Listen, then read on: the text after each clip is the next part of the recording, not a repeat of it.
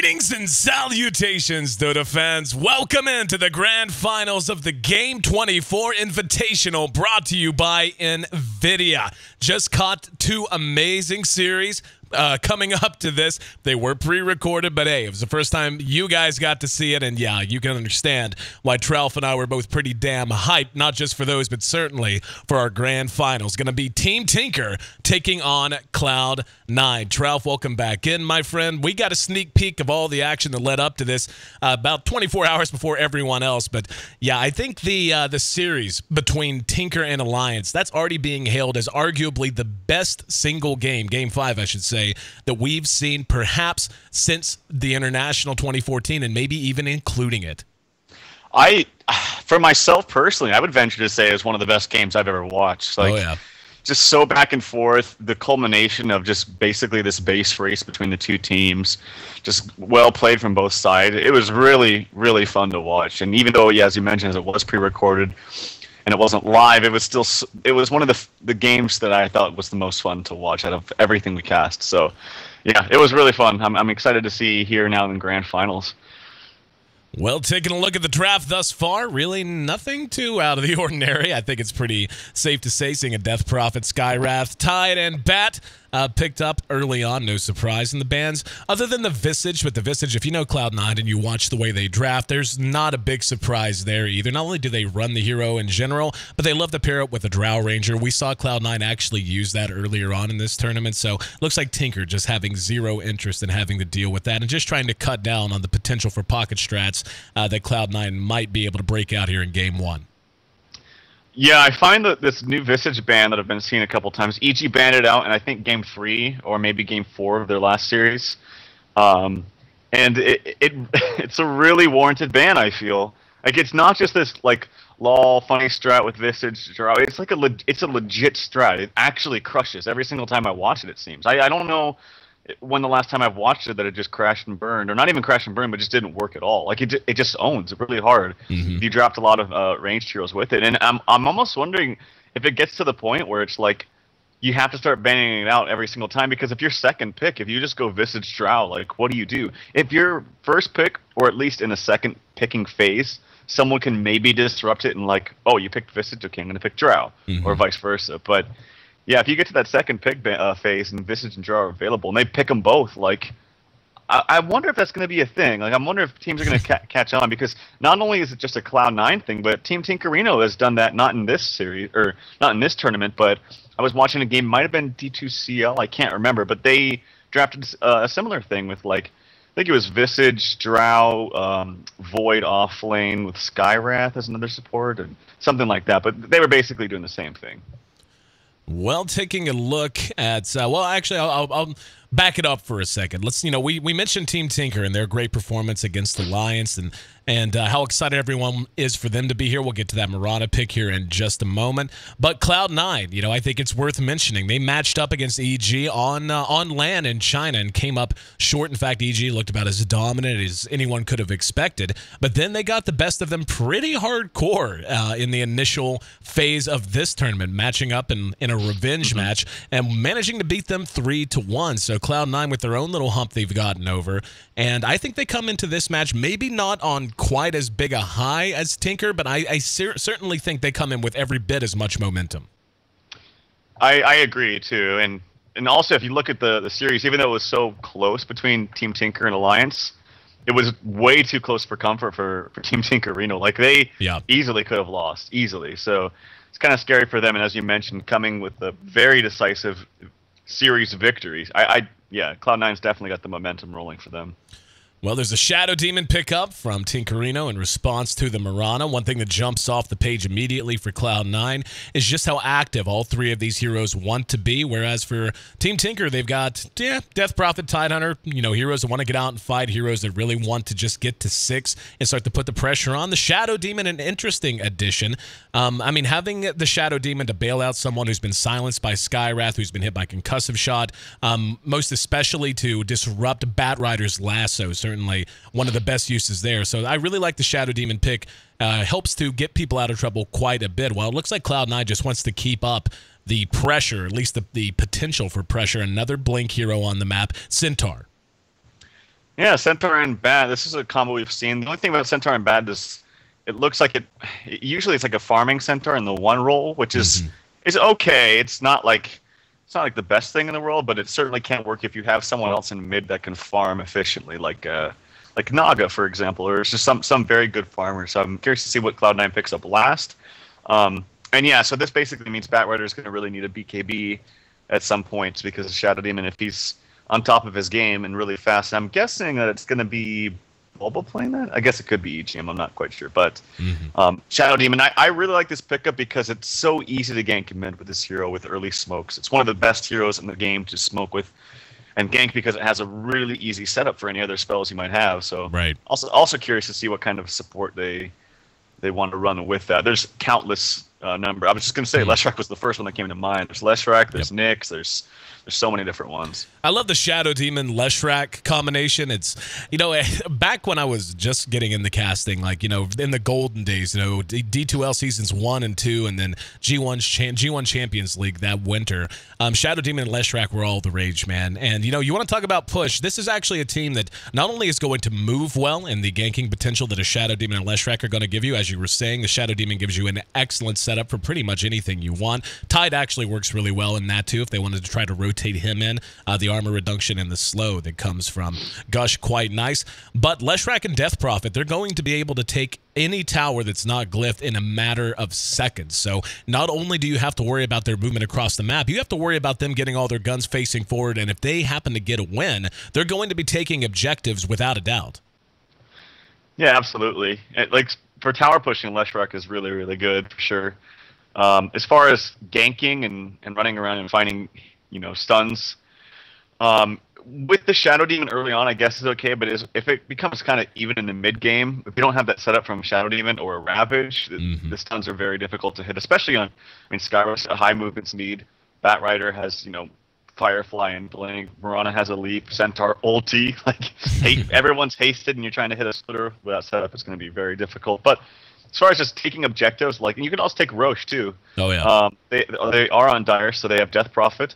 They have Tidehunter to lower the armor with the Gush, and then you have Leshrac's Edict, which works with the negative armor as well because it's physical damage. So definitely a nice Roche lineup as well. Coming into our last picks now, just waiting to see what direction we're going to go. It's the Dragon Knight banned out by Tinker, and looks like they don't. Cloud9 does not want to be dealing with a Wraith King. But with both of these lineups, this is the kind of game that I mean, barring something that comes out of the back pocket here in 5th position, both of these teams are going to be much more oriented on being effective in the early game, early movement, just being able to take map control to take down objectives. This composition, these two compositions have the potential to give us a very short and action-packed game. But if it does happen to get later and later, which team do you prefer here? Well, it's still hard to say because there's still some picks, but I'd say right off the bat, Team Tinker, because they have Dire and Death Prophet. I imagine that this is like a last pick from mid from Cloud9, and it's going to be like something with a lot more care. I don't know. They go back and forth between just running very aggressive early game strats and then heavy late game with Naga or Tinker. So I imagine this is a Fata hero. But then again, does Envy play Centaur as a farmer? I don't. Maybe it's. I don't know. I'm actually not quite sure what Cloud9 are going to do. But I will say, yeah, definitely Team Tinker has. Okay, definitely Team Tinker has the late game. No question. Absolutely. Well, I'll tell you what. While we wait on this last pick to come out, I'm going to go ahead and reconnect our connection. You are getting a little bit of artifacting, and would like to fix that. So hang on 1 second. We'll grab you back on, and hopefully it'll be a little bit more clear this time.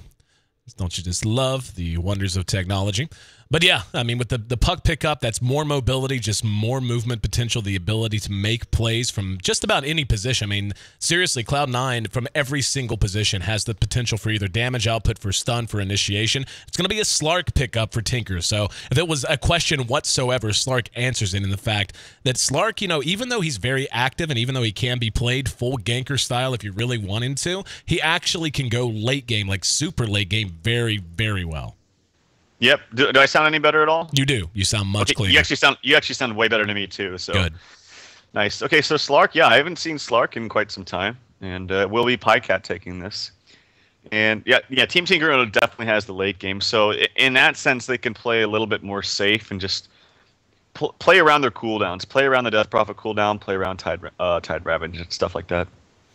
Well, we're moving on into the game. Once again, this is game 1 of our best of 5 grand finals. Team Tinker, who got past Alliance on their way here, and make sure you check out game 5 of that series, by the way. You can find it on the VODs here, and I'm sure it'll be cut up and placed elsewhere as well. And then, of course, C9, who bested EG, who they had lost to on LAN in China just a couple of weeks ago. So both teams coming in with a lot of momentum. $15,000 on the line, and special thanks to NVIDIA for not just this tournament, but for all that they're doing with Game24, a 24-hour celebration of PC gaming, spanning the globe corner to corner, genre to genre, game to game, and gamer to gamer. Doesn't look like we're going to have a whole lot of movement early on, so as the ticker counts down, we'll go ahead and run through our lineups very quickly. On C9, we're going to have, I'm going to guess that's Envy playing on our Centaur. It's going to be Pile I Die handling our Skywrath Mage. Fata, no surprise. See him setting up shop in mid. I really need to start calling him Fata. For a while, everyone called him Fata, but now it looks like I'm the odd man out. AUI, going to be playing on the Mirana, and the Bat Rider going to be played by Bone7. Other side of the river, we've got Slark handled by Pycat, going to be Tidehunter played by Koikva. That's an interesting choice, and we'll talk about that here in a minute. The MVP, no doubt, of that series that Tinker had against Alliance on their way here. Death Prophet going to be handled in mid here. And, well, I'm going to go ahead and call out everyone else. I love when they don't change their names. That's Bulba. But, yeah, we'll see. Hang on. There's a disruption. Arrow's going to be off the mark. Bone7 caught Splitters right there. Here comes Pile I Die as well. Gets off the bolt and helping to scare them away. So very nearly a first blood. And, hell, might still be a little bit closer than they would like. Taking a little bit more right-click on the way up the hill. We see our Leshrak go ahead and salve himself up. But a very auspicious start to the game as action already hot and heavy. Yep, absolutely. And an arrow attempt into mid. Okay, noob. That's Sync, I'm assuming. Yeah, me too. It's going to dodge that, so good for him. And so, yeah, they were able to almost get the kill with the Lesh SD combo. It's pretty strong. I actually didn't think he was going to hit the stun because the arrow came up from Owie. And, yeah, it is going to be a farming centaur. I don't know if I've ever seen... Oh, he's actually doing a lot of damage early on. He went level 1 double edge to just harass Koikva out, but he actually took more damage himself at the time being. So Koikva, he's having a little bit of a 1v1 matchup right now, and off to a pretty good start. Let's break down the lanes. I mean, as of right now, like you said, 1v1, both getting solo XP. In the meantime, we see Pile I Die being active on the Skywrath here, doing his pulling in the such, while we have AUI, who seems like he just wants to be active. He's setting up here in the Roche pit. He'll be looking to throw an arrow at Sing Sing here shortly, so we don't want to stray too far from here. Up at top, it's going to be Bone7 up against this tri-lane. And, yeah, I don't want to get too far away from it, but while we keep an eye on AUI and wait for the arrow, what are your thoughts on the laning phase? Who do you think is going to come out on top here? Well, it depends if he can hit some arrows. I actually don't even know if they can get the kill if he hits an arrow. Unless Puck gets like, okay, I guess Puck is now level 3. But Death Prophet went for the pool build, so not like a fast bottle, so Death Prophet has extra stats. I think if they don't connect with this Mirana, then Team Tinker is going to vastly love this laning stage. And Bone7 is not even laning top. He has no CS at all. So definitely favoring Team Tinker right now. And it looks like they may have sniffed out Owie. Quake was trying to look for him. He's running around. I actually don't think he saw him. So now he's looking again. Nope, he still doesn't see him. Yep. They're picking him out though. They found him. Oh, AUI started to wind up. He just about shot. He's going to be point blank here, and now he's going to be hemmed in. Quake was there with the anchor smash, following the Crypt Swarm, and this could be our first blood. Will be our first blood.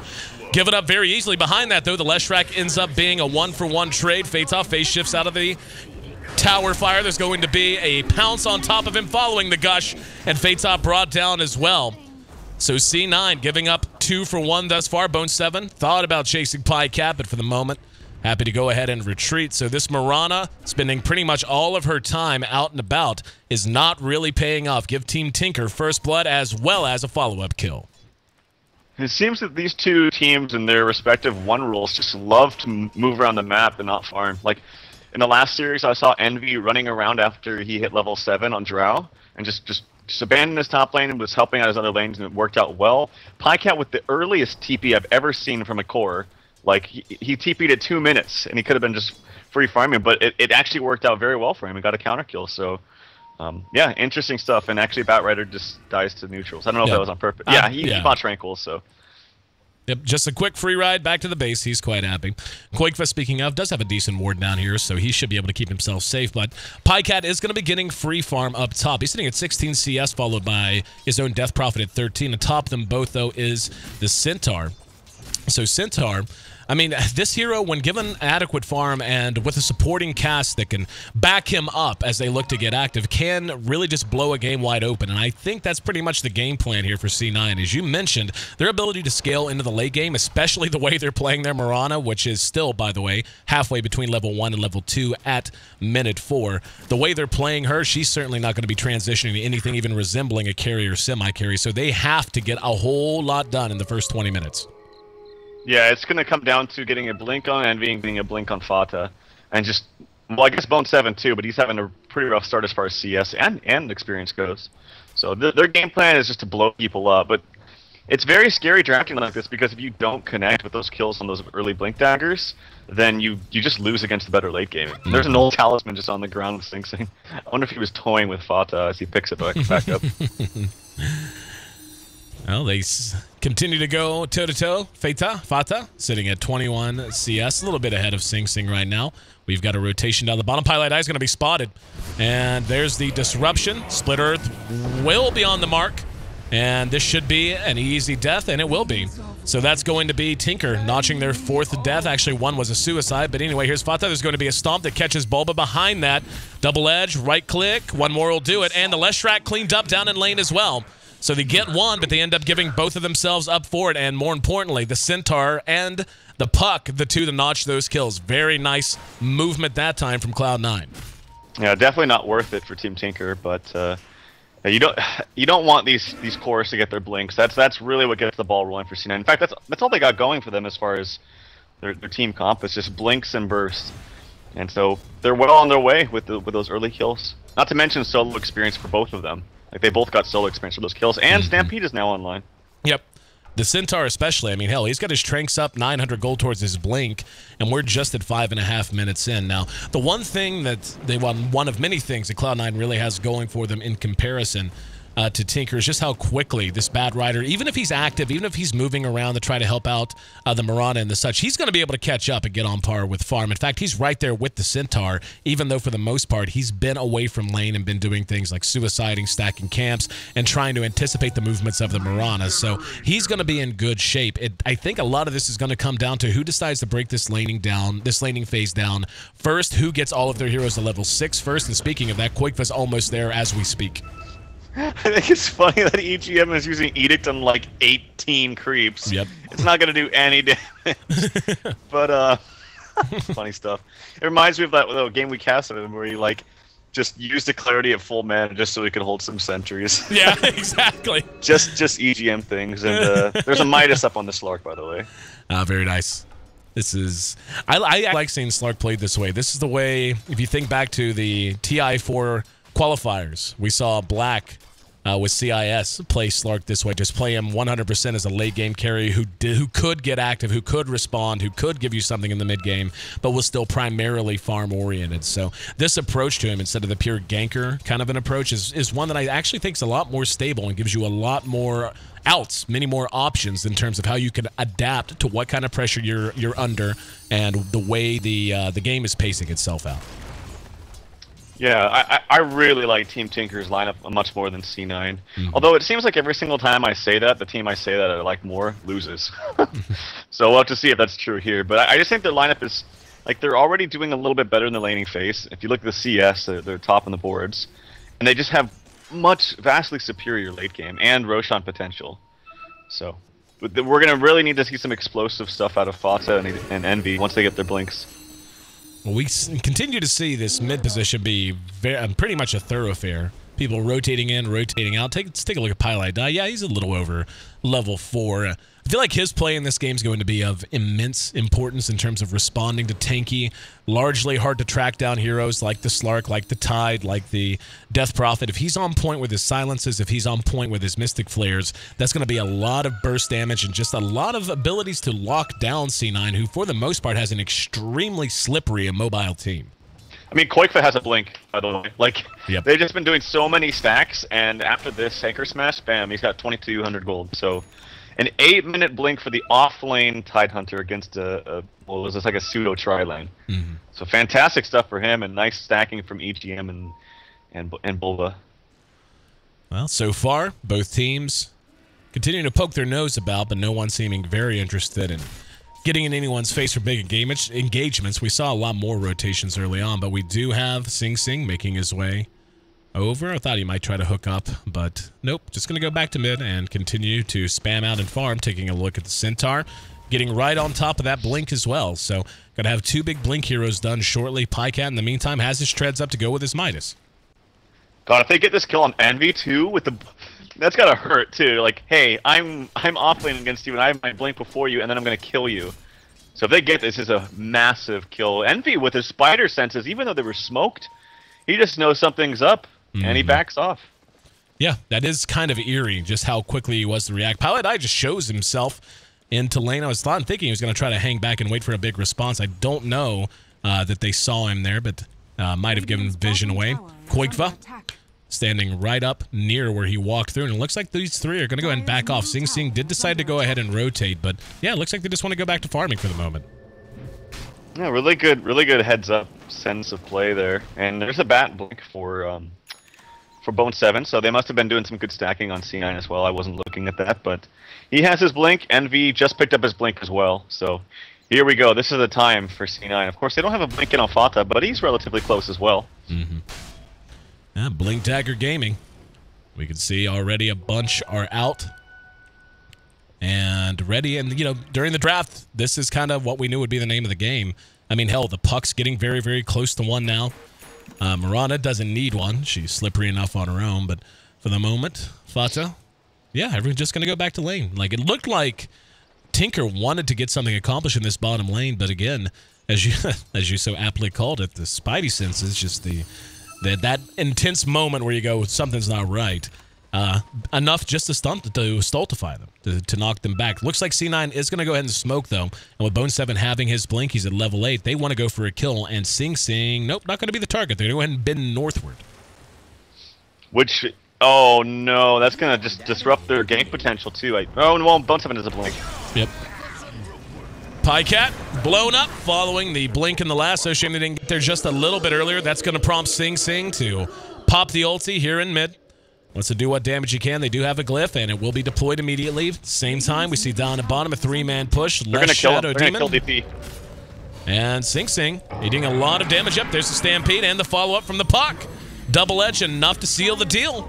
At bottom, they're going to try to have some better luck. This tower melting very quickly in the face of Edict. Edict has been given 3 points, so no points in the Lightning this time around.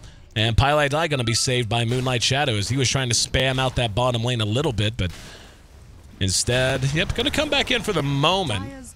Let's see if he's able to ward them off completely. Yeah, it looks like they're a little scared. This tower is in deny range. Shadow Demons there. We've got another rotating down. And they're going to be outmanned here. Pylai Dai.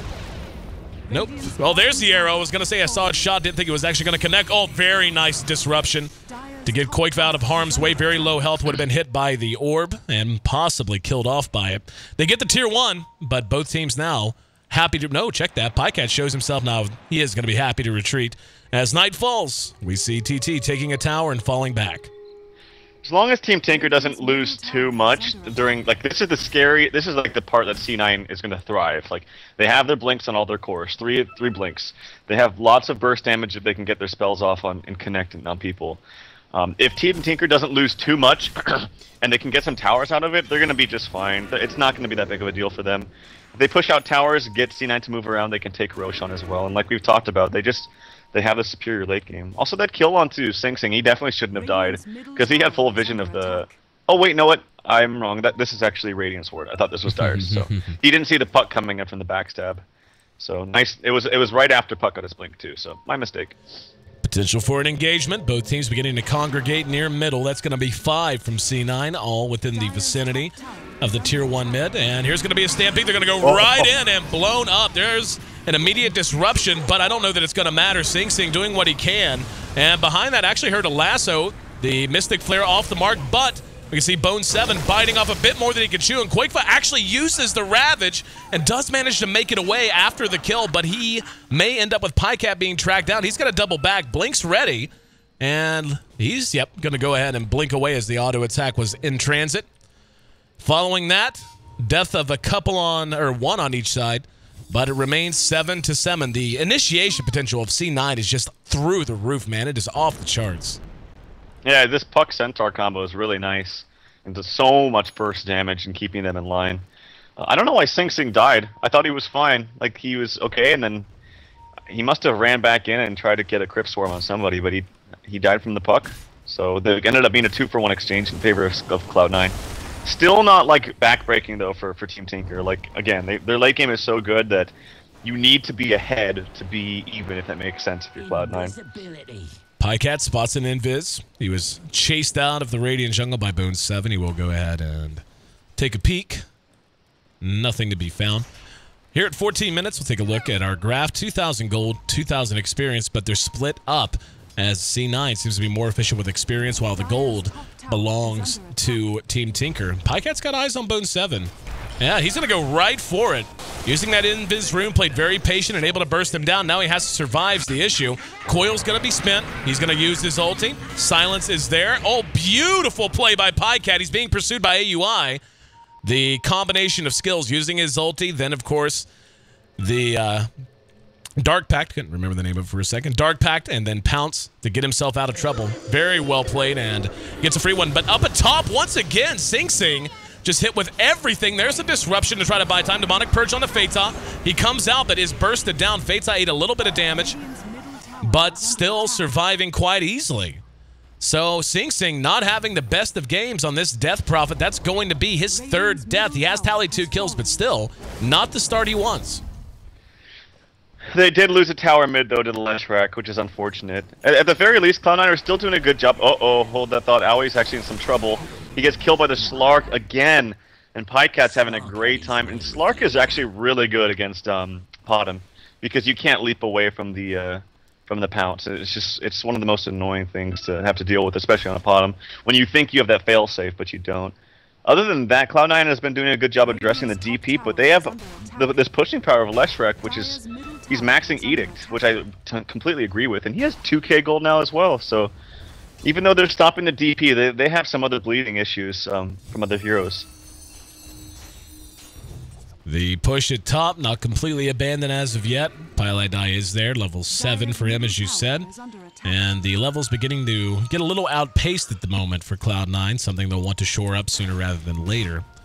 If you're in Cloud9's shoes right now, like, you're obviously going to be under assault, but you do have a tremendous amount of initiation potential. Do you just wait for Team Tinker to engage into you and try to play reactionary, or do you try to take command of the map on your own terms? I think you have to get active and get very, very aggressive around Bat, like, specifically.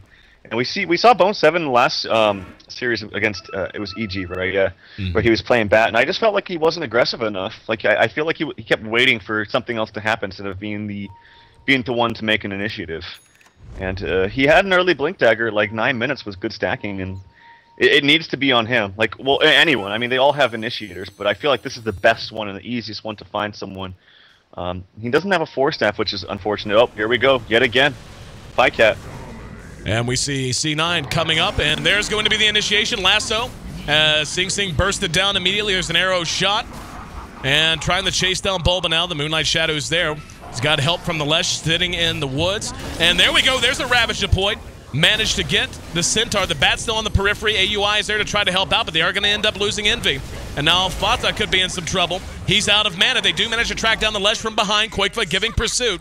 The Orange burning him down, and Pycat going to chase him all the way into the woods. Actually jumps over him and into the woods, but no, he actually phase shifted, and he manages to make it across the trees, but Anchor Smash with just enough range to kill him off. Vision be damned. So it ends up being another very near even trade on both sides. An absolute slugfest between these two teams. Oh my god, Bone 7, why? He walked up the tower. He wanted to get the tower kill, but he's like, here, hold on, let me put it in deny range for you. Hits it once, and now it's in deny range. Although that was very weird that siege creep just walked up and started attacking, but... tried to get the tower, and it actually ended up helping Team Tinker deny it. Yep. Pycat having a great game, as we can see, 6-2 and 2. Net worth-wise, he's reaping the rewards of that.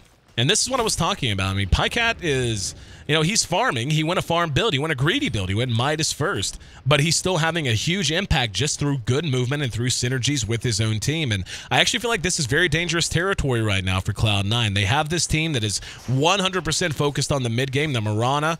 Let's see. Yeah, Mirana, has nothing but a pair of arc boots. That's just about it. Puck has a nice amount of damage output. They have the lasso. They certainly have the burst that's going to come with the Skywrath Mage. They just have to put it to use. Like, this is not a time when I feel like they should be trading even with Tinker. And as the game gets later and later and later, I feel like the gulf in terms of trades and in terms of overall experience and goal gain is just going to get wider and wider in favor of Tinker. Yeah, and this is the classic trade right here. Dire gets Roche. Radiant gets a tower, but it's almost always going to be in favor of the Dire Roche. Just because towers, especially when you have a pushing team or a team. If you have a team that can take Roche, generally that's a team that can also push well. You know, like DP, Rasta.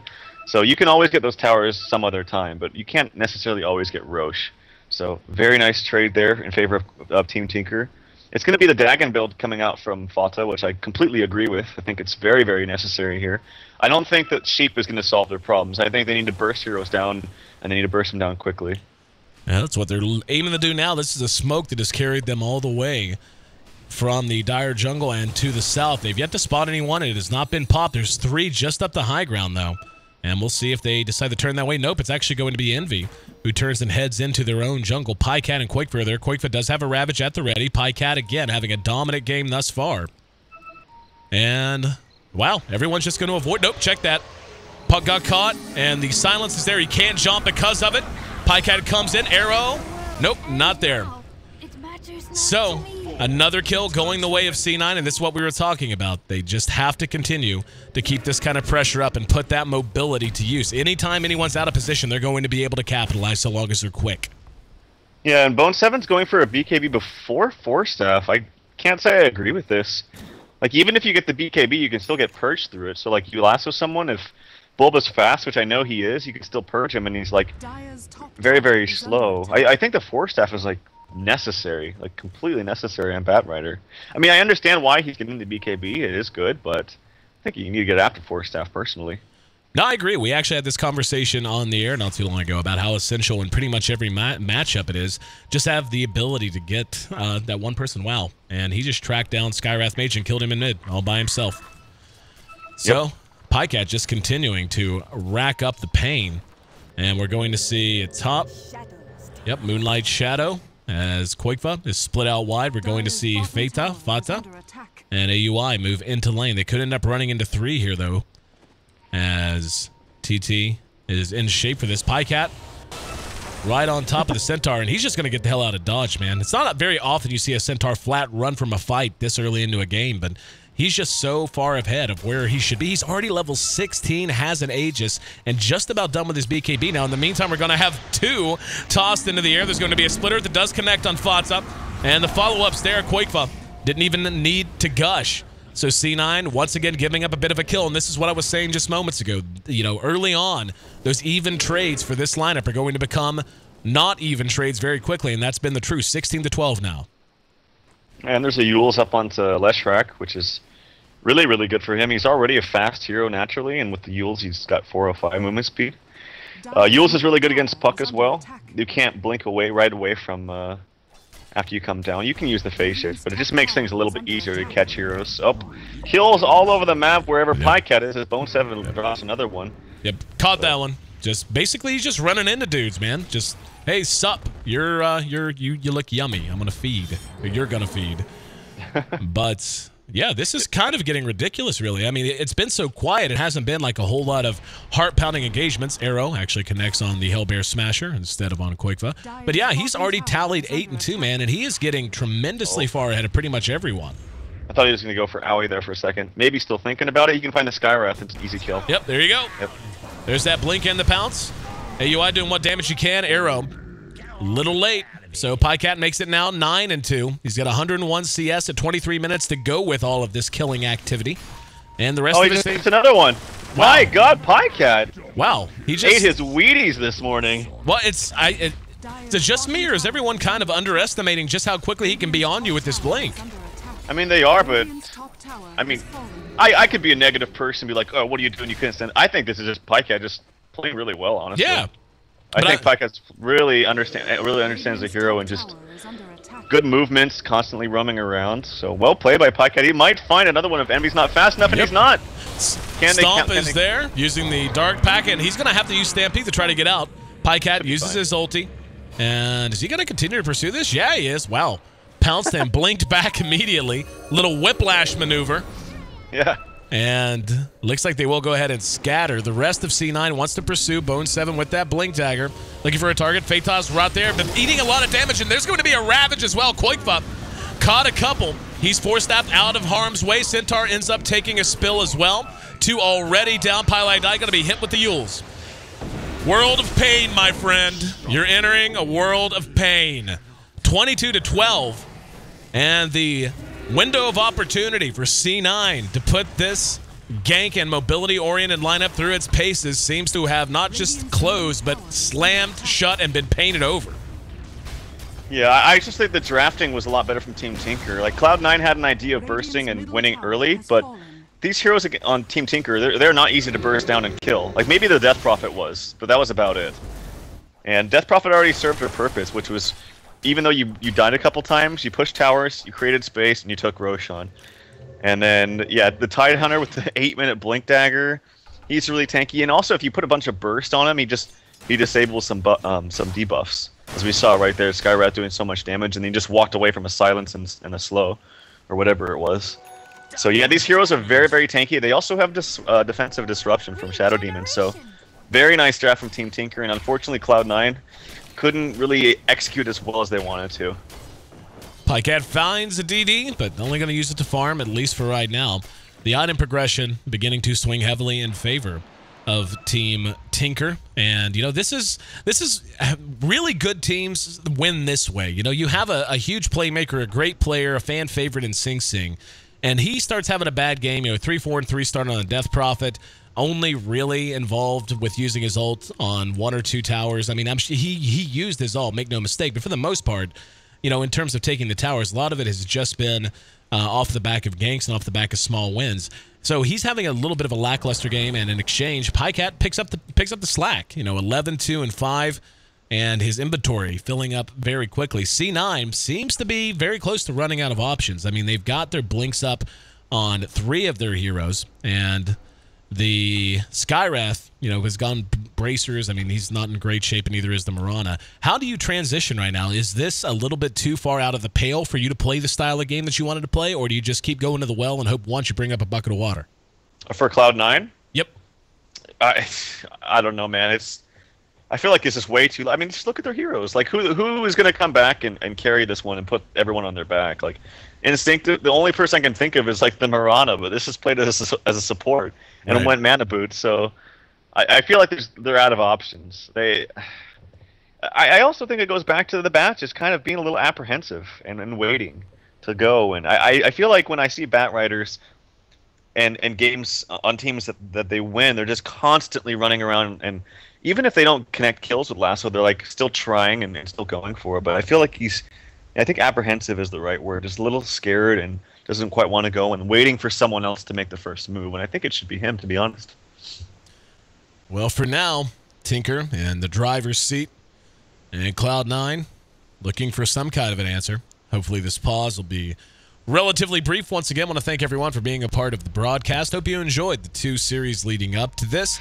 Make sure you go and check out Tinker versus Alliance Game 5. You won't regret it, I promise. It's been tearing a hole in me, man. Knowing what was going to happen in that game and not being able to tell anyone about it or tweet about it, just having to wait and let people discover on their own, killed me. But it's certainly been worth the reaction, as everyone seems to have enjoyed it as much as we did. This is our last series, so there won't be much downtime, but if you haven't already, at least take a minute or 2 in between games to peruse Game24, the 24-hour PC gaming celebration brought to you by NVIDIA. Got a lot of cool content going on from a lot of cool people. 26 minutes flat, and we are back underway. This Leshrak's actually getting pretty damn farmed very quickly, man. He's almost got a BKB on top of Ern and Yules. Yeah, that's one thing I was going to comment too. Is like if the heroes from Team Tinker just buy BKBs, there's actually no damage, physical damage coming out from Cloud9 whatsoever. Like really, I mean, just auto attacks. That's it. And these auto attacks are not very scary. So here comes a 5-man smoke, actually 4-man smoke. Up, Bone7 there. Oh, we actually went past him. Quakefa silenced out. We'll have a Ravage. Nope, never mind. Brought down too quick. The reaction a little slow in the coming from Team Tinker. Let's see if they actually do want to engage. Bone7's going to have his BKB drop right there. And Split Earth faked out. Pycat, nope, there's going to be a lasso now. Lesh way out of position, and he will be disrupted. Pykat's going to manage to grab Pylai dive. Lesh actually Yules, what a play. If he survives this, unfortunately, not as many escape mechanisms as he would eventually need. Pycat trying to catch the puck from behind, but that was actually really, really nice play coming out from the disruption, using the Yules just to maybe give himself some space. In the end, though, it ends up being a 1-for-2 trade as Team Tinker gives up the Tide and the Lesh. Yep. Yeah, unfortunately, Tide did die there. If he was able to get the Ravage off, it would have been a completely one fight for Team Tinker. But yeah, nice little step in the right direction for C9. The point still stands, though. They have no one to put them on their back, because Bone7's playing around with fire, even though he's the one with the Firefly, as Pycat, who now has the gem, by the way. It was picked up by Bulba, but he gave it to Pycat. So, which is also one thing that's great about Slark, because you can constantly find wards even without a gem because of that ultimate. So. Mm-hmm. He actually got blocked in that pursuit by a hero creep. Don't know that he would have been able to catch him at any rate, but I like it. Go ahead. In case people are wondering, the ultimate is what happens is you get the extra regen and movement speed if the enemy team does not have vision of you. But if you're walking around like in your forest and all of a sudden your ult doesn't work, you're like, hey, there must be a ward here. So it's a really good tool for counter warding. At 28 minutes in, continues to feel as if Cloud9 really just needing a lot of steam and not having a whole lot of means to obtain it. Pycat, 2,000 gold to go with his BKB and his Basher. And, I mean, Roche is back up. They're going to be able to just wait this out and take a Roche fight basically at their will. And, yeah, they're going to, I guess they will to do it right now. Yeah, they don't have a care in the world. Like, their only care is, like, is a Batrider initiation, but... Again, Bulba's right there, ready to go. They have dire advantage. They can probably even defend top as well. One of these towers are going to go down, either bottom or top. Depends on which one they prioritize or which one they think they're going to have an easier time killing heroes. The top's still in pretty good shape, bottom not so much. Just went into deny range, actually, so that's very fortuitous. Top, in the meantime, though, is kind of being left for dead. They just know the Batrider is going to be around, so not wanting to risk it. And yeah, he certainly they have Glyph. They have Glyph. Yep, Pycat. Initiation on the puck. Yep, silence. But deny. So they get 2 towers, but both of them denied. That's a lot of much needed gold that C9 just not going to have access to. Yeah, it is. The tower deny up top isn't that big of a deal because that's kind of an important tower. I mean, they always all are important towers, but yeah, they really need that gold. And there's a blink for Shadow Demon, an excellent pickup to just make sure you're in the right place at the right time to disrupt someone who gets lassoed. So, nice pickup there from Bulba. In terms of levels, we can see Bulba is in pretty good shape. Sitting at 11, still above the Mirana and the Skywrath. Poor AUI has not had the greatest game. 1-5 and 3, a lot of deaths. His arrows, he's hit a couple, but for the most part have been off the mark. Pycat trying to blink and pounce, but looks like C9 getting a little better at dodging it. Oh, yep, there you go. So the Abyssal Blade done on Pycat and put to use very quickly. Now up at top, or excuse me, bottom, we're going to see Centaur being pursued out. Here comes Sing Sing and blinked right on by Bulba. Knew exactly where he was going. There's the Yules from Sing Sing and Envy. BKBs for no particular end. Now he's going to try to kill off Bulba, who finds himself alone with a beast. Trying to get away, disrupts himself. Stampede was used. The rest of Cloud9 are hanging back, at least for the moment, and yeah, they're just leaving him to his fate. Faitha's now there. Fatha spins the coil, but Envy, after being pursued for quite a while in the woods, does end up dying nonetheless, so at least they did get Bulba, but they end up spinning a coil just to try to keep him alive. He blinked downwards into a Leshrac, and I wonder if that was on purpose from EGM.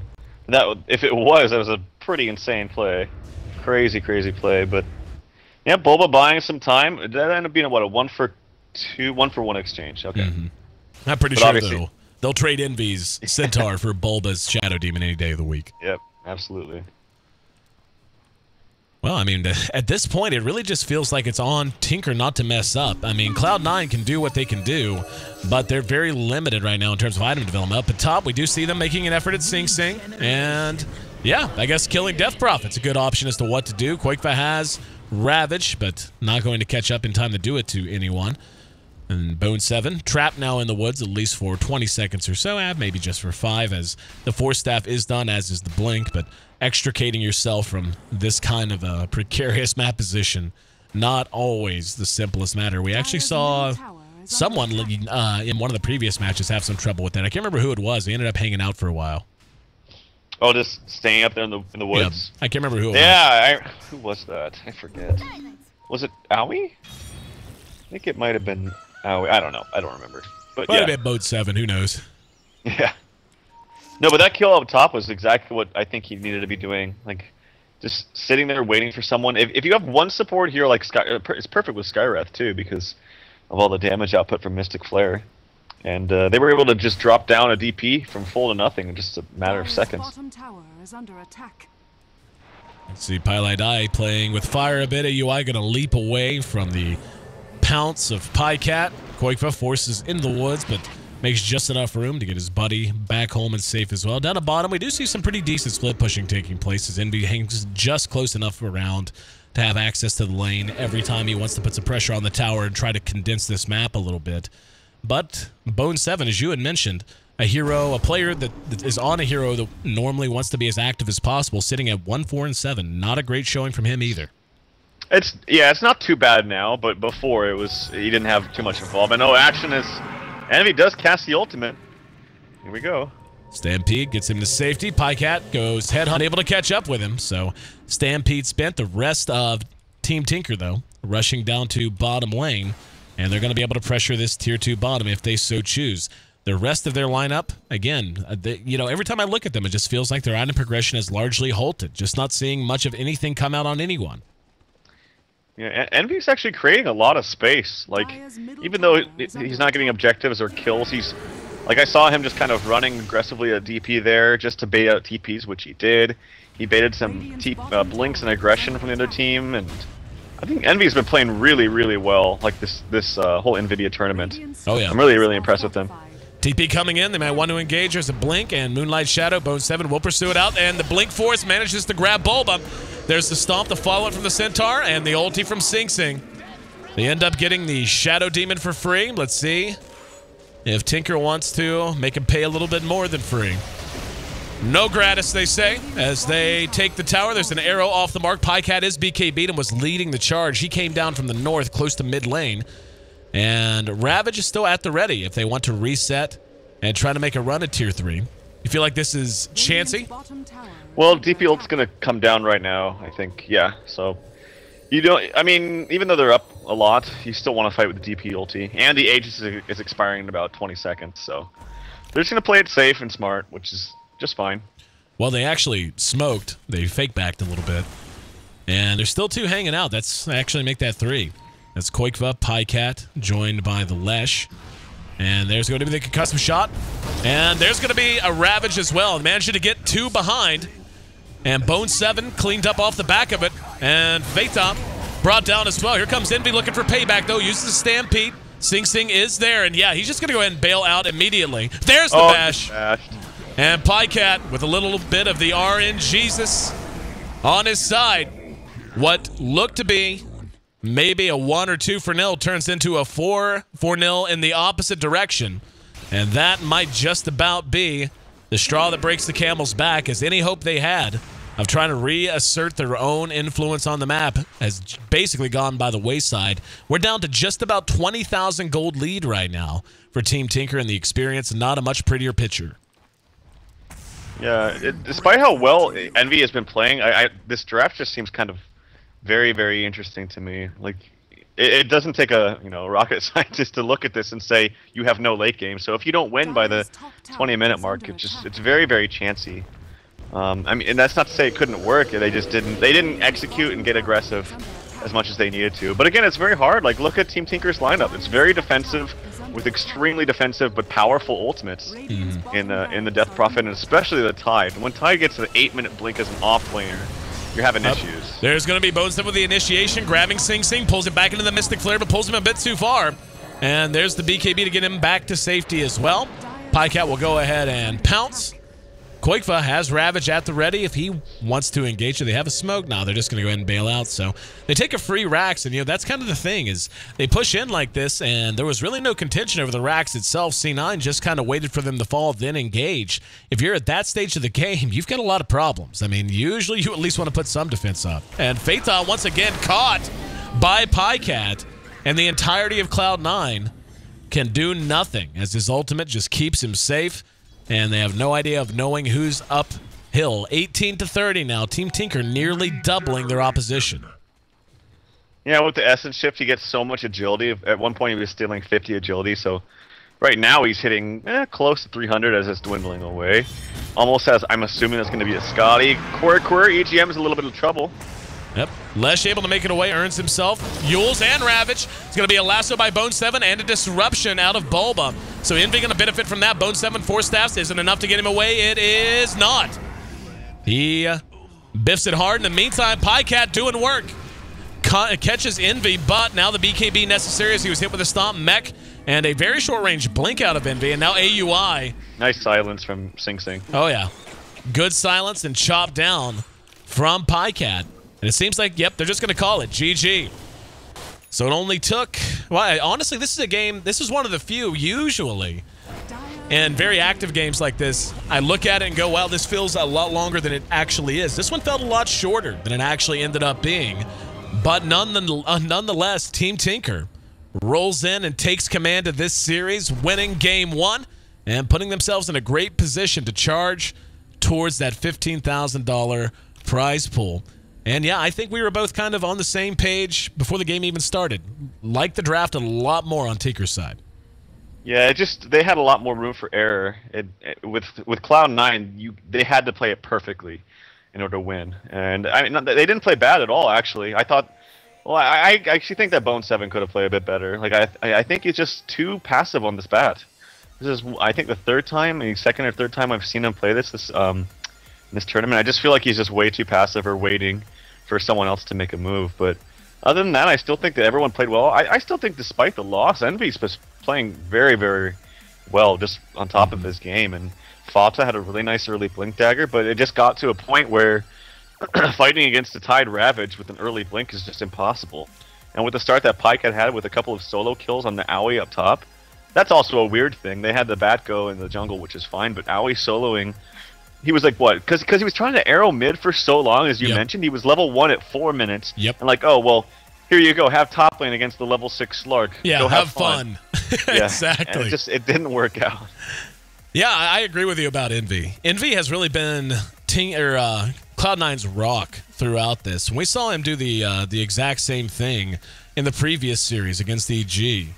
He just, even when they lost Game 1, he was still on point. But Pycat definitely a standout performer there. Koikva not on the heavy farming role that most enjoy watching him on, but showing that he could be a damn good off-lane Tide Hunter as well. Sing Sing struggled a bit, but his team picked up the slack, and in the end, he was in his groove. And even Bulba doing pretty decent on the Shadow Demon as well. Once again, look at Leshrak's farm. I'm sorry, look at Leshrak's farm, though.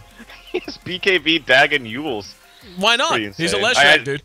I just had to mention that. I'm sorry. Dude, he's a rainbow unicorn. Of course he's going to get the pew-pew. Gotta have the pew-pew.